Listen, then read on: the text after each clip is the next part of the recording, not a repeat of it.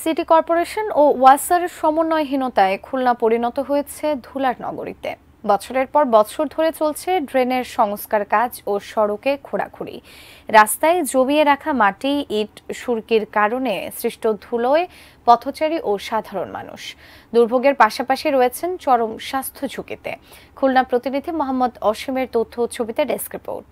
এই গরমের ভিতরে ঠান্ডা চাই না, একটু খালি ধুলা দিয়ে বাঁচতে চাই। ধুলায় অতিষ্ঠ অসহায় মানুষের এ আকুতি দীর্ঘদিনের। তারপরও উন্নয়নের নামে যখন তখন সড়কে খোঁড়াখুড়ি থামছে না।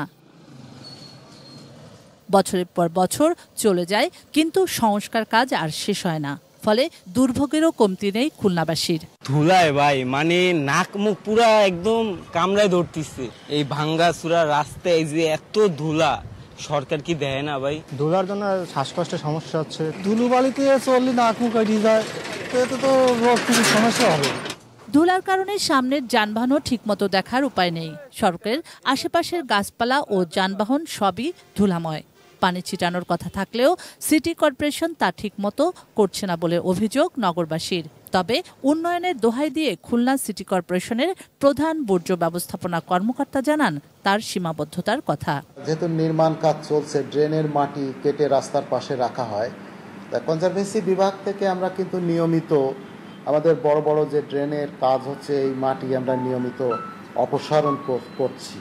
বিভিন্ন সেবাদাতা সংস্থার সমন্বয়হীনতা, অপরিকল্পিত প্রকল্প গ্রহণ ও ধীরগতি এই দুর্ভোগের জন্য দায়ী বলে মনে করেন পরিবেশবিদরা। উন্মুক্ত জায়গায় বালি, ইট, পাথর, সুরকি রাখা হচ্ছে, যেটার থেকে প্রচণ্ড পরিমাণে বায়ু দূষণ হচ্ছে।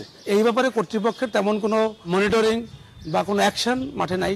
বায়ু দূষণের কারণে শ্বাসনালী ও ফুসফুসের ক্যান্সার সহ দেখা দিয়েছে বিভিন্ন রোগের শঙ্কা। ধুলাবাড়ির কারণে তো আমরা তো যাদের শ্বাসকষ্ট বা অ্যাজমা এই ধরনের অসুখ বা যাদের রেসপিরেটরি ডিজিজ আছে, এই ধরনের যেসব অসুখ আছে বা কার্ডিয়াক যাদের প্রবলেম আছে, অ্যালার্জির যাদের প্রবলেম আছে, তাদের সমস্যাগুলো আরও অনেক বেশি ট্রিগার হয়ে যাচ্ছে। মানে অল্পতেই তারা অনেক বেশি অসুস্থতা বোধ করছেন।